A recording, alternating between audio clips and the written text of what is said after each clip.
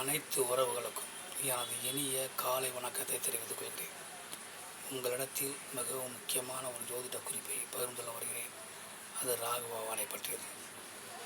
ராகு பகவான் லக்னத்திற்கு 3, 6, 10, 11 ஆகிய உபஜய ஸ்தானங்களில் வெற்றி ஸ்தானங்களில் இருந்தால் நல்ல பலன்களை செய்வார் என்பது இயற்கையான விதிகள்.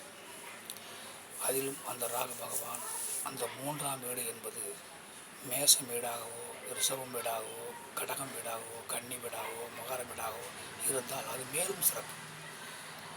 அந்த வீடுகளில் ராகபகவான் இருந்தது 3ஆம் வீடாக வந்தால் மிக சிறப்பாக இருக்கும்.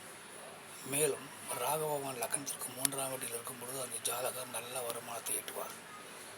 வெளி மாநிலம், வெளிநாடு சென்று வருமானங்களை ஈட்டு வாழ்க்கையை உயர்வடைவார்.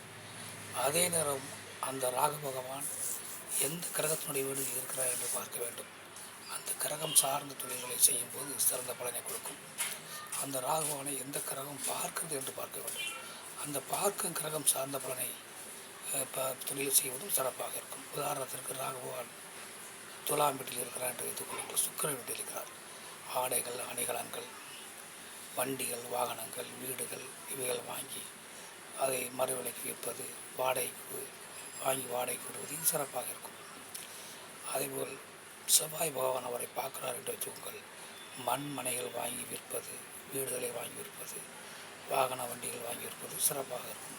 இப்படி எந்த கிரகம் பார்க்கிறதோ அந்த காரகம் சார்ந்த தொழிலையும், எந்த கிரக வீட்டில் இருக்கிறாரோ அந்த காரகம் சார்ந்த தொழிலையும் செய்தால் அவருக்கு லாபம் என்பது அதிகமாக கிடைக்கும்.